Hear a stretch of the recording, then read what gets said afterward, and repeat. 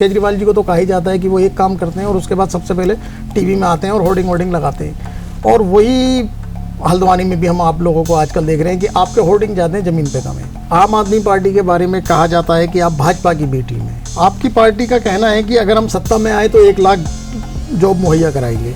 इसके लिए कुछ प्लान है या सिर्फ हवाई घोषणाएं हैं? कांग्रेस और बीजेपी तो आपको रेस में मानने को राजी नहीं है।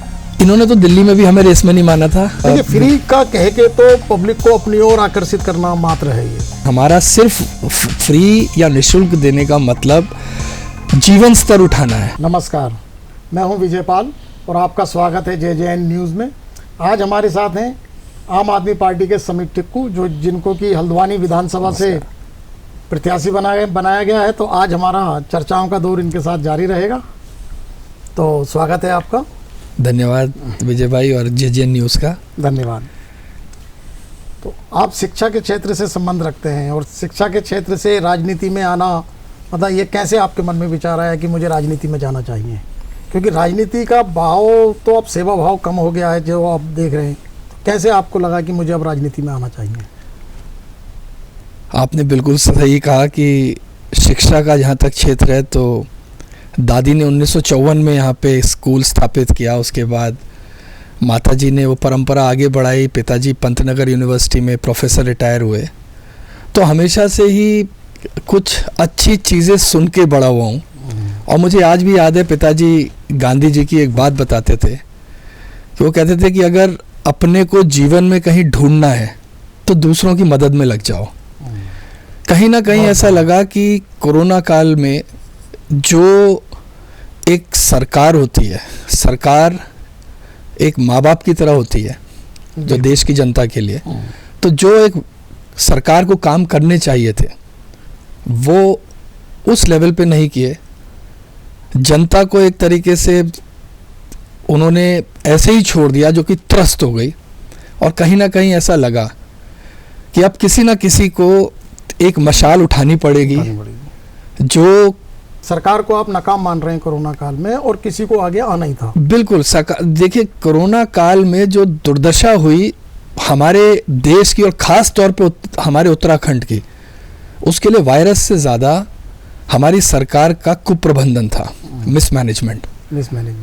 तो सरकार को पूरी तरह से इसमें तो कहीं ना कहीं किसी ना किसी को एक मशाल उठानी थी। तो अब हम लोग यही कहते हैं ना कि भगत सिंह होने चाहिए, लेकिन वो विजय भाई के घर में होने चाहिए। सुभाष चंद्र बोस होने चाहिए, वो किसी और के घर में होने चाहिए। मेरे घर में डॉक्टर इंजीनियर हो। तो किसी को आगे आना था और मैं भी इसी से प्रेरित हुआ। मेरा भी जैसे एक सेवा भाव हमेशा से ही रहा है, तो उसी को आगे बढ़ाते हुए कि ठीक है राजनीति में आते हैं। एंड इंस्टेड आम आदमी पार्टी ही क्यों चुनी? मैं काफ़ी प्रभावित हूँ। दिल्ली में मैं रहा हूँ। हंसराज कॉलेज दिल्ली यूनिवर्सिटी से मेरी ग्रेजुएशन है। मैं 1994-95 में वहाँ कॉलेज का अध्यक्ष भी था। काफ़ी मित्र मेरे दिल्ली में हैं, मैं देखता रहता हूँ। तो मैं बड़ा प्रभावित हुआ कि वहाँ की जो व्यवस्था देखकर दिल्ली सरकार की, और वो भी तब जब हमारे पास पूर्ण वहाँ पे पावर नहीं है। उसके बावजूद हमने जो शिक्षा के क्षेत्र में, जो स्वास्थ्य के क्षेत्र में जो काम किया है, जो युवाओं को हम लोगों ने जो जिस तरह से मोटिवेट किया है, तो मुझे लगा कि कंधे से कंधा मिलाकर अरविंद केजरीवाल जी और आम आदमी की पार्टी का साथ देना चाहिए और उत्तराखंड प्रदेश को भी एक समृद्ध प्रदेश में लाने का प्रयास करना चाहिए। तो अब आप राजनीति में कूद ही गए हैं और हल्द्वानी से प्रत्याशी हैं, तो आपका किस पार्टी से लगता है कि आपकी सीधी टक्कर है? मेरा हमेशा से ये मानना है, बड़ा सकारात्मक सोच का आदमी रहा हूँ और हमेशा से ये मानता हूँ कि लाइन लंबी खींचनी चाहिए। तो हम अपने पथ पर निकल चुके हैं, जनता के बीच जा चुके हैं। मैंने अगस्त 2020 में आम आदमी पार्टी ज्वाइन करी थी, और अगर आप देखें थोड़ा सितंबर में मुझे थोड़ा कोरोना हुआ था। उसके बाद अक्टूबर 2020 से निरंतर जनता के बीच में हूँ।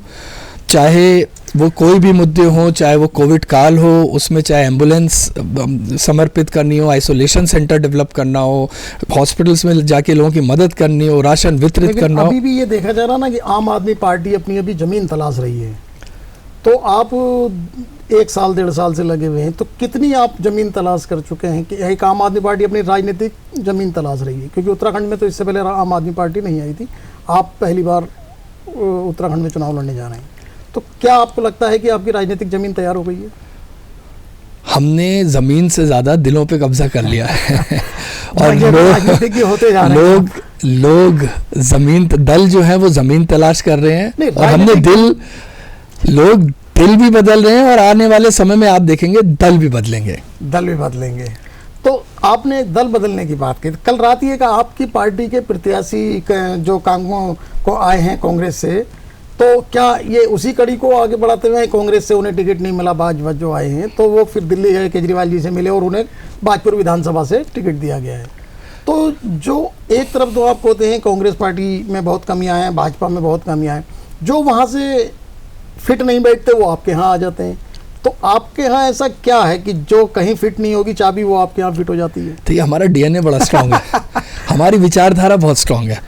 मैं अगर आप सरल सब शब्दों में कहें तो मैं इसे ऐसे समझाऊंगा कि हल्द्वानी में गोला नदी है, जब गोला आती है तो बड़ा पत्थर भी आता है, उसके बाद 10 mm 20 mm भी आता है और रेता भी आती है, लेकिन उसके बाद आम आदमी पार्टी का शीर्ष नेतृत्व एक छलनी लगाता है, और जिस तरह की जो डीएनए है, चीजें हैं, वही हम लोग अपने पास लेते हैं। छलनी की तो नहीं हो रहा, जिसे टिकट नहीं मिला वो दूसरी पार्टी में चला जाता है, ये परंपरा चली आ रही है, अब तो ये खुल के सब आने लग गया है। कोई हमारी पार्टी में आए हम एक्सेप्ट उसे करते हैं, लेकिन उसे हमारी विचारधारा में बंधना पड़ेगा।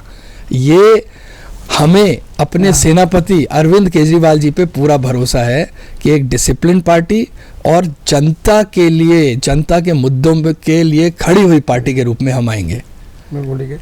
आम आदमी पार्टी का आधार अभी थोड़ा बहुत आधार है, और जो भी है वो तराई में है, तो ऐसे में क्या आप पहाड़ पे झाड़ू लगा पाएंगे? झाड़ू तो अभी हर जगह वैसे ही लग रही है नहीं, इस बार लोग अपने घर को छोड़कर सड़कों पे और शहरों में झाड़ू लगाएंगे। 2022 के जो चुनावों के परिणाम है वो अप्रत्याशित होने वाले हैं, और आम आदमी, आपको लगता है कि आप इस बार इतने से इतने तक सीटें ला सकते हैं? सभी विधानसभाओं पे 70 विधानसभाओं पे चुनाव लड़ना है। 70 विधानसभाओं में कितनी सीटों का एक अनुमान है?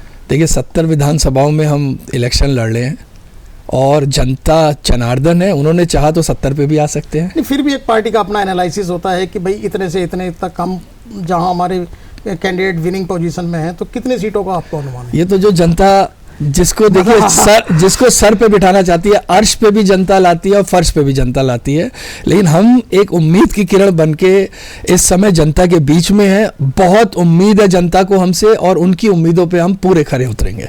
अच्छा, अभी तक आपकी पार्टी ने जो घोषणा पत्र भी तैयार नहीं कर पाई है।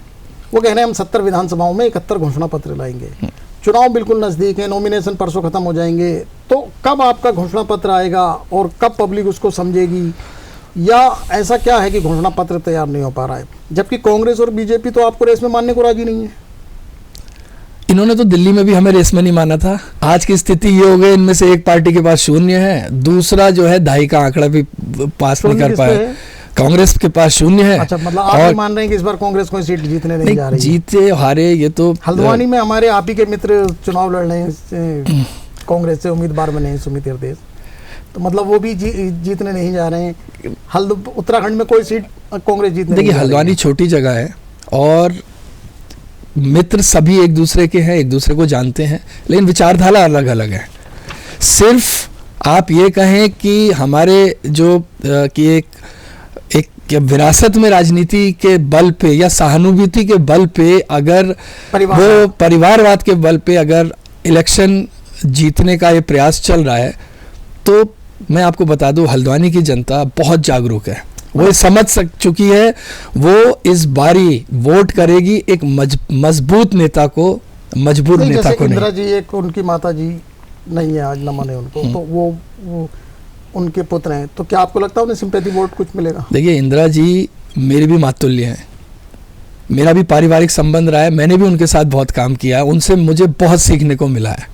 हाँ, वो एक बड़ी तो नेता अब रही हैं। इस बार राजनीति, देखिए ये राजनीति है, राजशाही नहीं है कि विरासत में जो है आपको एक गद्दी सौंप दी जाए। कांग्रेस में तो ये चलते ही आ रहा है परिवारवाद, वो हल्द्वानी में भी हो गया। ये जनता है, ये सब जानती है। तो इस बार दूध का दूध और पानी का पानी हो जाएगा। 14 को मतदान है और 10 तारीख को आपके सामने जो है। तो आप हल्द्वानी से चुनाव लड़ रहे हैं, तो किन समस्याओं पे, किन मुद्दों को आप हल्द्वानी को उठाना चाहते हैं? आपको हल्द्वानी में ऐसी क्या समस्याएं दिखती हैं कि जिनको आप चुनावी मुद्दा बनाएंगे अपना, कि मैं इनके लिए कुछ करूंगा? मेरे एक दिल से एक आवाज़ निकली, जिसको मैंने एक अपने नारे का भी या स्लोगन का भी रूप दिया है। मैं कहता हूँ कि समित का प्रण, संघर्ष, सेवा, समर्पण। संघर्ष हल्द्वानी के लोगों को मालिकाना हक दिलाने के लिए, ये आपका मुख्य मुद्दा है। संघर्ष हल्द्वानी में महिला सशक्तिकरण के लिए। तो जैसे डम्बा डोंगा का मुद्दा है, तो मालिकाना, हाँ, तो उसको अभी ना तो राजस्व ग्राम घोषित हो पाया, वो काफी टाइम से दोनों पार्टियां प्रयास करती रही, तो क्यों नहीं हो पा रहा है? ऐसा क्यों उन्हें मालिकाना हक नहीं मिल रहा, और आप उसमें ऐसा क्या करेंगे? नियत खराब है। सरकार चाहती नहीं कि ये सारी चीजें, ये समस्याएं सुलझे। ये सब चीजें हो सकती हैं, सिर्फ फर्क क्या है कि एक अच्छी नियत का। इसी वजह से हम बार बार कहते हैं, ईमानदार सरकार चुनिए, इनामदार सरकार मत चुनिए। तो हम लोग आएंगे, हम बैठेंगे यहाँ पे, यही सारी, चाहे आप डम्बा डूंगा का आप देख ले मुद्दा, चाहे हल्द्वानी की नजूल भूमि का देख ले, चाहे आप बनबुलपुरा की रेलवे का मुद्दा देख ले, ये सब रेलवे के मुद्दे के टाइम तो आम आदमी पार्टी ने कुछ करा नहीं, बीजेपी, कांग्रेस और समाजवादी उसमें लगी रही, तो उस टाइम तो इतने बड़े मुद्दे पे तो आप लोग देखिए, हमारा जो बेसिक पर्पस, देखिए आम आदमी पार्टी की अगर जैसे बात करते हैं, तो हम जनता के, गरीब आदमी के साथ, उनके तो बहुत गरीब आदमियों का मुद्दा बिल्कुल, मैं तो उनके साथ हम भी खड़े हैं, बिल्कुल कंधे से कंधा मिला के खड़े हैं। और उसके ऊपर हमारी भी जो है पूरा का पूरा प्रयास चल रहा है कि कैसे, देखिए जो मेरा ये मानना है कि जो देश का झंडा है उसका भी सम्मान, आज गणतंत्रता दिवस, 73 गणतंत्र दिवस पे सभी को पहले तो ढेर सारी शुभकामनाएं। तो एक तो उस झंडे का भी सम्मान और उसके झंडे के नीचे रहने वाले का भी सम्मान बहुत जरूरी है, क्योंकि वो भी भारत के नागरिक हैं। उनके लिए हम निश्चय ही कुछ ना कुछ समाधान लेके आएंगे। और जीवन स्तर, आम आदमी पार्टी का जो मुख्य उद्देश्य है कि कैसे एक आम आदमी के जीवन स्तर को ऊपर उठाया जाए, उसके लिए हम हमेशा से प्रयासरत रहेंगे। नहीं, तो इसके कोई प्लान्स हैं आपके पास? जी बिल्कुल प्लान्स है। आप एक बार मौका मिलेगा, जैसे दिल्ली में किया है, मतलब दिल्ली के हमारे पास तो सीधे मॉडल है कि हमने दिल्ली का एक आपको मॉडल दिया, उठा के दिया है कि दिल्ली में हम अगर ये कर सकते हैं। रहा, सफल रहा मॉडल, और हम चाहते हैं कि आप लोग यहाँ भी सरकार में आएं और कुछ इस तरह से करें। लेकिन जब ज्वलन समस्या जो रेलवे भूमि का मामला था, उसमें आम आदमी पार्टी बिल्कुल रोल नहीं निभा पाई अपना। कोई मुद्दा पब्लिक के लिए, आम आदमियों के लिए आप लोगों ने कुछ नहीं किया उसमें, तो फिर हम कैसे पब्लिक सोचेगी कि आप उनके सत्ता में आने की बात करेंगे? देखिए, ये सबसे बड़ी, विजय भाई मैं इसे आपसे प्रश्न करता हूँ। हाँ, ये 20 साल से मुद्दा है, आम आदमी पार्टी 1 साल पहले आई है, तो ये प्रश्न भाजपा और कांग्रेस पे नहीं होना चाहिए कि उन्होंने कुछ नहीं किया। हम तो जिस दिन, हम तो आपसे आज मैं यहाँ पे लिखित कह के जा रहा हूँ कि जिस दिन हम आए, हम समस्याओं का समाधान लेकर आएंगे, हम संभावनाओं को सफलता में बदलने का प्रोग्राम लेके आएंगे। तो ये आज उनके साथ होने चाहिए कि ऐसी जो चीजें हुई वो भाजपा और कांग्रेस के शासनकाल में हुई, उन्होंने क्या सोचा जनता के बारे में। तो प्रश्न ये हमारे बजाय उनसे पूछना चाहिए कि हम तो अभी वो जब हम तो अभी हमने तो हम उनसे भी ये प्रश्न करेंगे। लेकिन हम एक आम आदमी पार्टी में ये देखते हैं कि प्रवक्ता और वक्ता बहुत अच्छे होते हैं, जमीनी धरातल पे काम कम करते हैं, ऐसा क्यों? देखिए, हमारे यहाँ विचारक है, प्रचारक नहीं है। नहीं, प्रचारक अब धीरे, अगर विचार को क्रियान्वयन नहीं करा गया तो भी उस विचार का कोई फायदा नहीं। बिल्कुल होगा। कुछ ऐसा है, समय, किसी भी चीज में अब थोड़ा सा समय लगता है। अगर हमने दिल्ली में भी कार्य किया तो उसके लिए हमारे पास कम से कम 6-7 साल का एक पूरा का पूरा रोड मैप था। जैसे ही हमें यहाँ समय मिलेगा, हम इससे कम समय में यहाँ पे करके दिखाएंगे। पे सत्ता नहीं होती है, विपक्ष में भी होते हैं, तो उनकी भूमिका वो निभाते हैं, मुद्दों को उठाते हैं। तो आपका जो एक तरीका है वो वक्ताओं में तो ज्यादा है, लेकिन जमीन ही कम दिखता है। जमीन पे जितने, हम तो 3 लोगों के साथ भी जमीन पे बैठ चुके हैं और धीरे धीरे आप देखिए वो कारवा बढ़ता जा रहा है। 3 से 300 हुआ, 300 से 3000 होगा और 3 लाख होगा। लेकिन हमारी शुभकामना है कि आपका कारवा बढ़ता जाए। धन्यवाद, है नहीं? धन्यवाद। आपकी पार्टी का आरोप भाजपा और कांग्रेस में हमेशा लगा रहता है कि शिक्षा, स्वास्थ्य और बेरोजगार, महिला सशक्तिकरण पर इन्होंने कुछ नहीं किया। अगर इन्होंने कुछ नहीं किया तो इन मुद्दों पर आपके क्या प्लान्स हैं? जी, मैंने कहा ना, हमारे पास पूरा एक रोड मैप है। अभी मतलब हम लोगों ने अगर आप उसको सत्ता में आए, और अगर आप देखेंगे तो सबसे बड़ी चीज, पहली बार ऐसा हो रहा है आपके जे न्यूज़ के माध्यम से, मैं अपने जो दर्शक है उनके जहन में एक मतलब एक प्रश्न के माध्यम से ये बात डालना चाहता हूँ कि क्या इस बार आपको ऐसा नहीं लग रहा है कि उत्तराखंड में जो चुनाव हो रहा है वो जनता के, पहली बार ऐसा हो रहा है कि मुद्दों के बारे में हो रहा है कि स्कूल, आज तक कभी किसी ने कहा था कि स्कूल अच्छे होने चाहिए, किसी ने इस बात पे चुनाव लड़ा कि स्वास्थ्य सेवाएं अच्छी होनी चाहिए। क्षेत्र से हैं और एक पब्लिक स्कूल चलाते हैं, और एक तरफ आपकी पार्टी कहती है कि सरकारी स्कूल को बढ़ावा देना चाहिए, तो ये तो विरोधाभास की बात है। नहीं, विरोधाभास की क्यों बात है? हम कह रहे हैं कि अब देखिए आज की जो स्थिति है, क्योंकि सरकारी शिक्षा अच्छी नहीं है, इसलिए हमें अपनी शिक्षा का स्तर अच्छा करना पड़ा। मैं यहाँ पे आज से नहीं, सन 54 से मेरी दादी ने स्कूल स्टार्ट किया है, तो लगभग 70 साल से हम, ठीक है। और मैं, अगर आप मुझसे पूछें कि आपके सबसे बड़ी स्ट्रेंथ क्या है, तो मैं कहूँगा मेरे वो अभिभावक और मेरे वो जो बच्चे जो उन स्कूलों से पढ़ के गए हैं, क्योंकि उस सेवा भाव से हम लोगों ने काम किया है। और अगर जनता ने ये मौका दिया सेवा करने का, तो यकीन मानिए कि जो सरकारी स्कूल हैं वो यहाँ के प्राइवेट स्कूलों से बेहतर बन के आएंगे। यहीं पे जो एक गरीब का बच्चा है वो डॉक्टर भी बनेगा, इंजीनियर भी बनेगा और IAS ऑफिसर भी बनेगा। ऐसी उम्मीद हमें करनी चाहिए और उत्तराखंड का विकास होना चाहिए। आपकी पार्टी का कहना है कि अगर हम सत्ता में आए तो 1 लाख जॉब मुहैया कराएंगे। इसके लिए कुछ प्लान है या सिर्फ हवाई घोषणाएं हैं? नहीं, बिल्कुल। देखिए, सबसे पहले 1 लाख रोजगार मुहैया कराना उत्तराखंड जैसे राज्य में, तो इसके लिए क्या प्लान है? दिल्ली में तो ये लाइन बोलना आसान है, लेकिन उत्तराखंड जैसी जगह में इतनी बड़ी, जो जहाँ कुल आबादी ही इतनी हो, उसमें से 1 लाख रोजगार आप कराएंगे, तो इसके लिए क्या प्लान है लेके आ रहे हैं? एक सबसे पहले तो सिर्फ हमने घोषणा नहीं करी, हमने गारंटी कार्ड दिया है। गारंटी कार्ड दिया है, यानी वो गारंटी कार्ड नहीं है, वो वारंट है कि अगर हमने नहीं किया तो उसमें केजरीवाल जी, कोटियाल जी के साइन है। तो अगर हम, सबसे पहली चीज आप ये मान के चलिए कि केजरीवाल जी पहले तोलते हैं फिर बोलते हैं। तो सबसे पहले इसमें अगर आप देखेंगे 50,000 से ज़्यादा हमारे पास बैकलॉग सरकारी जो कर्मचारियों के हैं, हमें लगभग 45 से 50,000 पद और उसमें निकालने हैं। जो अगर आप देखें, उत्तराखंड राज्य के पास अपना जंगल है, अपनी ज़मीन है, अपना जल है, अपने रिसोर्सेज हैं, तो हम लोग पीछे क्यों हट रहे हैं? किस वजह से? क्योंकि यहाँ पे एक जो सबसे बड़ा फर्क आया वो नियत में, क्योंकि किसी ने अच्छी नियत से यहाँ पे सरकार ही नहीं चलाई। मेरा दोबारा आपसे प्रश्न है, मैं आपसे पूछता हूँ कि आज 70 विधायक हैं उत्तराखंड की असेंबली में, कितने लोग अपनी जनता के बारे में सोचते होंगे?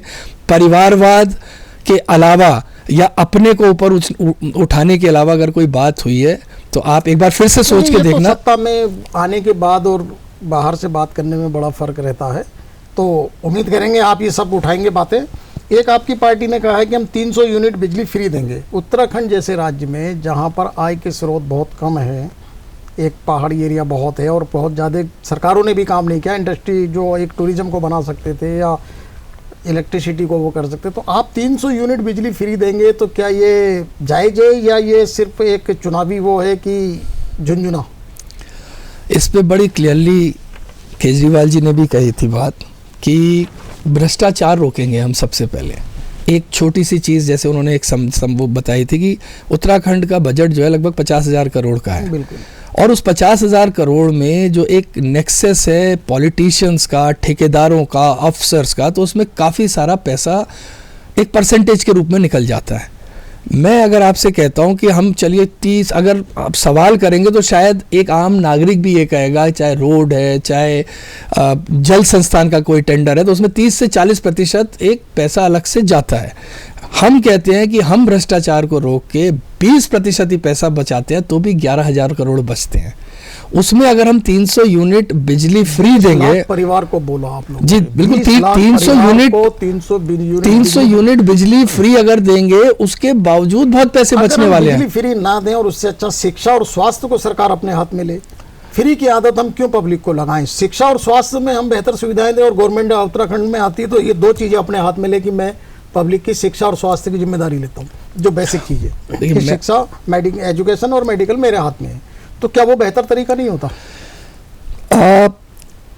एक छोटी सी चीज मैं सबसे पहले पूछूंगा कि आज हमारे विधायक, आज हमारे सांसद, आज हमारे मंत्री फ्री में 3-3, 4-4 हज़ार यूनिट बिजली ले रहे हैं और उसके अलावा सुविधाएं ले रहे हैं, तो क्या अगर वो वीआईपी बन के सोच सकते हो और अगर अरविंद केजरीवाल जी, आम आदमी पार्टी ने गरीब आदमी को ये सुविधाएं देने की सोच ली जिससे उनका जीवन स्तर सुधरे, तो ये बेहतर है। और उसके अलावा हम शिक्षा की भी, अभी मैंने कहा ना, अभी तो जो हमने पैसा बचाया उसके लिए शिक्षा के लिए भी, स्वास्थ्य के लिए भी और चीजों के लिए भी, रोजगार के लिए भी कई सारी चीजें बची हैं। सबसे ज्यादा जरूरत था स्वास्थ्य की है, जो कि उत्तराखंड में कि ना मेडिकल सुविधाएं हैं ना कुछ है, उनको पहाड़ से हल्द्वानी आना पड़ता है। तो हमारा फोकस पहले, सबसे पहले हमें उन्हें मेडिकल सुविधाएं मुहैया करानी होनी चाहिए, ना कि फ्री बिजली देना। ये सब देखिए फ्री का कह के तो पब्लिक को अपनी ओर आकर्षित करना मात्र है।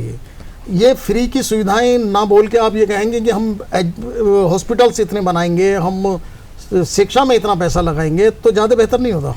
चलिए इसको ऐसा समझते हैं कि बचपन से हम ये सुनते हुए आए हैं कि इंडिया जो है वो एक विकासशील देश है।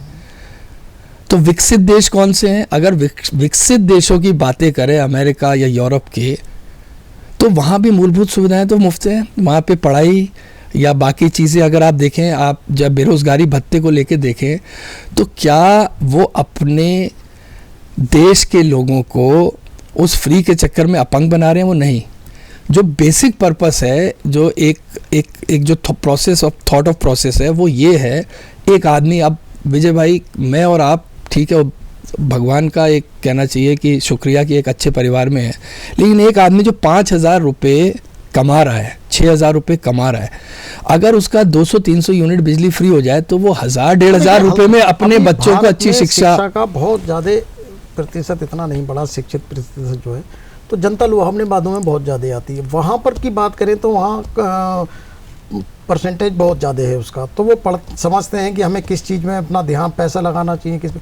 यहाँ फ्री कहेंगे तो यहाँ तो आप इसकी बात कर रहे हैं, यहाँ पर तो राशन कार्ड भी गलत बने होते हैं। यहाँ तो एक आदमी यूनिट लेके, एक आदमी सब्सिडी लेके, सब चीज़ें झूठे फरेब सब चलता है। तो इस चीज़ को आप बिजली फ्री करने से तो मुझे नहीं लगता आप, देखिए हम तो बिजली के अलावा को झुंझुना देना है कि आपको बस हम बिजली देंगे और जनता आपके लुभावनेबादों में आ जाए। सत्ता में आने के बाद आप ये बात करते तो जायज मानी जाती। देखिए विजय भाई, ओपिनियंस डिफर, अब ये बहुत बड़ी चर्चा का विषय है, लेकिन मैंने आपको एक समझाने की कोशिश करी है कि हमारा सिर्फ फ्री या निःशुल्क देने का मतलब जीवन स्तर उठाना है। अगर हम बात करते हैं कि हम 1,000 रुपये महिलाओं को देंगे तो हम महिला सशक्तिकरण में एक कदम आगे बढ़े हैं, लेकिन उस 1,000 रुपये से क्या होगा कि वो अपने परिवार पे खर्च करेगी, हो सकता है वो अपने बच्चे की अच्छी शिक्षा पे खर्च करे, अपने परिवार के अच्छे स्वास्थ्य पे खर्च करे, और जब ये होगा तो जीवन स्तर बढ़ेगा। और जब ये जीवन स्तर बढ़ेगा ना, तो ये फ्री से 300 यूनिट, हमारा जो पर्पस है, आम आदमी पार्टी या केजरीवाल जी का विजन है कि जो आज 300 यूनिट से कम बिजली जो लेके अभी सुविधाएं ले रहा है, वो आने वाले समय में वो इतना काबिल हो जाए कि वो 3,000 यूनिट के पैसे दे और अपने साथ कई लोगों को रोजगार दे। नहीं, लेकिन अगर आदत उन्हें फ्री की पड़ गई तो वो पैसे देना तो फिर नहीं। तो जब नेताओं को आदत, मतलब नेताओं को आदत पड़ गई है फ्री की, शायद यही वजह है कि उनको बार बार कुर्सी की चिंता हो रही है। हाँ, ये तो है, ट्रेंड चला तो सबसे पहले तो नेताओं की आदत बदलनी चाहिए। तो अपनी ही बजट पास करते हैं और अपना ही वो करते हैं। अच्छा, भाजपा, कांग्रेस और सपा का सबका अपना अपना वोट बैंक है, सब आप लड़ रहे हैं, तो आपका वोट बैंक अभी बनाने की तैयारी है, तो आप किसके वोटों में सेंध मारने का प्रयास है आपका किसकी तरफ को रुझान है, किस वर्ग पे है कि हम इधर से हम देहरादून पहुंच सकते हैं? देखिए, जिस व्यक्ति को रोजगार की ज़रूरत है वो हमें वोट देगा, जिस व्यक्ति को अच्छी शिक्षा की ज़रूरत है वो हमें वोट देगा, जिस व्यक्ति को अच्छे स्वास्थ्य की ज़रूरत है वो हमें वोट देगा, जिस व्यक्ति को अच्छे लाइट पेयजल समस्या हल्द्वानी की है उसका सुधारने की जिसको चिंता है वो हमें वोट देगा, जो कोविड काल में परेशान हुआ है सरकार से वो हमें वोट देगा। हम विकास, हमने कोविड काल में बहुत काम किया, हमने इतने इंजेक्शन लगवाया, आज जो कोविड का 3rd चरण में नहीं आ पाया उसका वैक्सीनेशन उसको बहुत बड़ा मान रहे हैं कि इसी वजह से तीसरा चरण इनका कोविड का अच्छे से निकला है क्योंकि सब वैक्सीनेटेड हो चुके हैं। देखिए कथनी और करनी में बहुत फ़र्क है। एक क्या होता है, जैसे आप भी समझते हैं ना, एक होता है प्रचार, एक होता है प्रसार। तो प्रसार तो होता है अखबार के माध्यम से जो लोगों को दिखता है, लेकिन प्रचार, आपने प्रचार प्रसार ही कही, लेकिन जैसे आपकी जो पार्टी है आम आदमी पार्टी, वो दिल्ली में खूब प्रचार प्रसार में पैसा लगाती है, खूब होर्डिंग्स। केजरीवाल जी को तो कहा ही जाता है कि वो एक काम करते हैं और उसके बाद सबसे पहले टीवी में आते हैं और होर्डिंग लगाते हैं। और वही हल्द्वानी में भी हम आप लोगों को आजकल देख रहे हैं कि आपके होर्डिंग ज़्यादा हैं, ज़मीन पे कम है।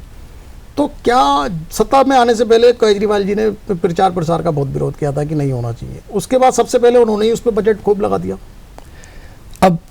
अब मैं तो उल्टा देख रहा हूँ, मैं देख रहा हूँ कि जैसे मुफ्त टीकाकरण की बात आपने कभी नहीं उठाई, मुफ्त की बात उठा दी आपने। बड़ा बड़ा प्रचार किया गया है कि भारतीय जनता पार्टी ने मुफ्त टीकाकरण कराया। हर पेट्रोल पंप में हमारे प्रधानमंत्री जी की हंसते हुए फोटो है, लोगों का तेल निकल गया खुद।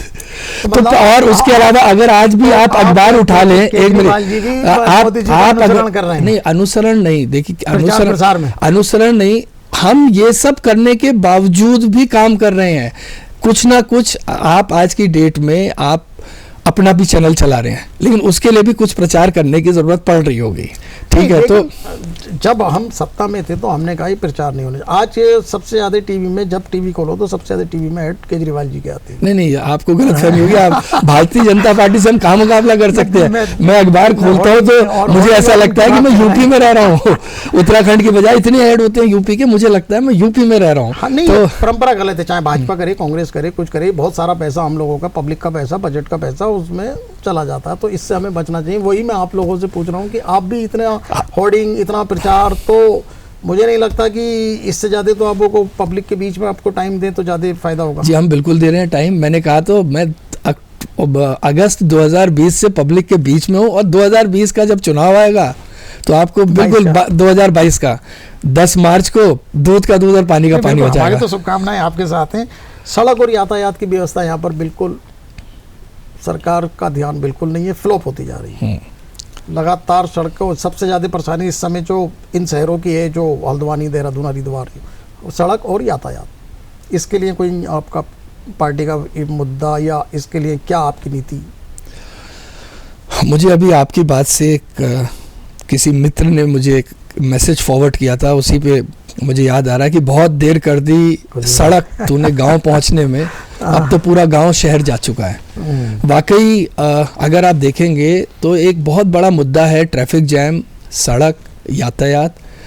तो हमारा ये मानना है कि 2 तरीके की समस्याएं हैं। एक जो जिनका जो समाधान है वो अल्प अवधि में है, एक जिनका समाधान दीर्घ अवधि में है। तो दोनों प्लान हम लोग साथ लेते हुए चलेंगे कि जिससे सबसे ज़्यादा फायदा जनता का हो।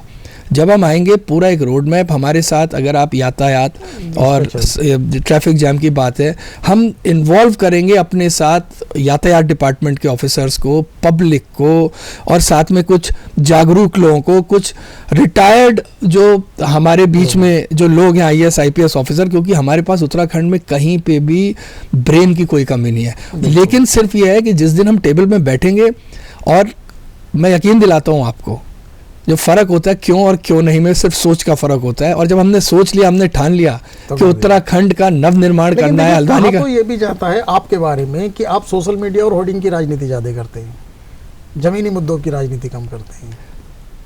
3 जनों से शुरू हुए थे विजय भाई, अब तो मेरे ख्याल से 300 और 1000 और 3000 के बीच पहुंच गए हैं। तो शायद हम लोग ज़मीन पे जुड़े थे, तभी लोग हमसे जुड़ते जा रहे हैं। ये अब कुछ तो लोग कहेंगे, मैंने पहले ही कहा था, लोगों का काम है कहना।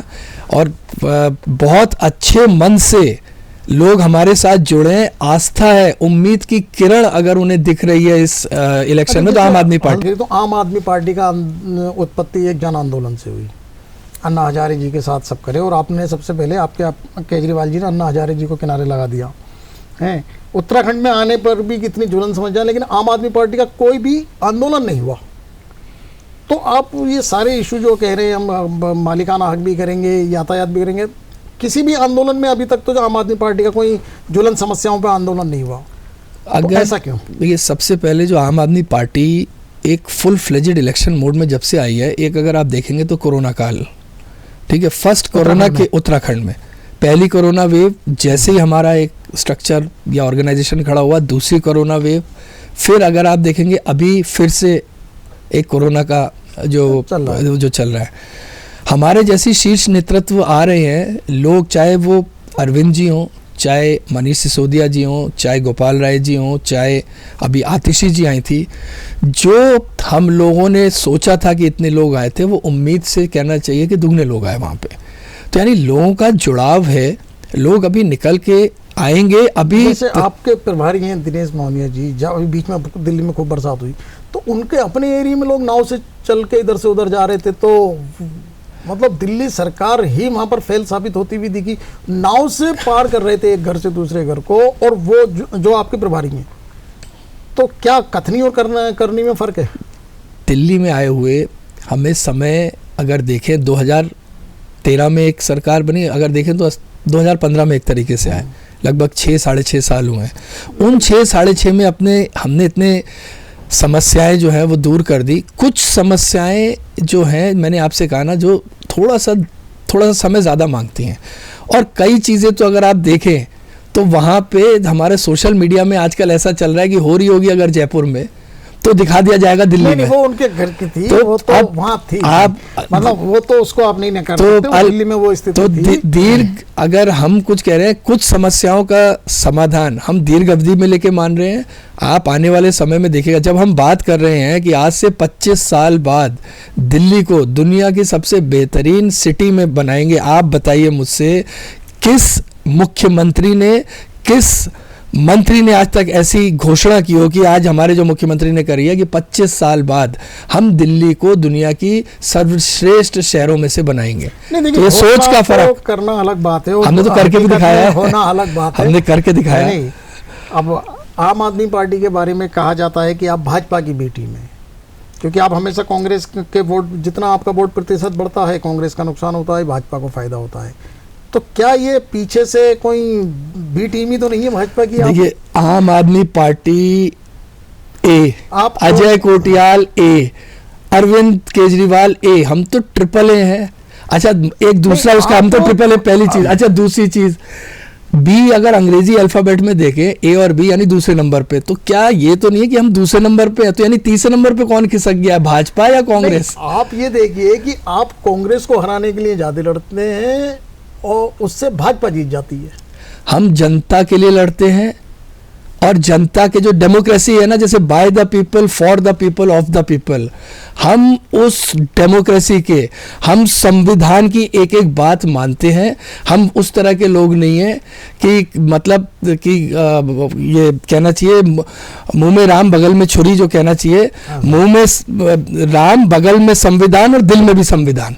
हम तो उस पार्टी के लोग हैं, इसकी नीति को भरोसा रखते हैं, संविधान को मानते हैं जी। तो चलिए, ये तो आज आपसे बात करके बहुत अच्छा लगा, और हमारी शुभकामनाएं आपके साथ हैं कि आप इस विधानसभा से चुने और ऐसे लोग यहाँ से जीत के जाएं जो कि जिनके दिल में कुछ जनता के लिए करने का है। और हमारी शुभकामनाएं इसमें भी हैं कि आपकी पार्टी सत्ता में आए और जो आपने वादे पार्टी जनता से करे हैं उनको आप पूरा करें। धन्यवाद। धन्यवाद।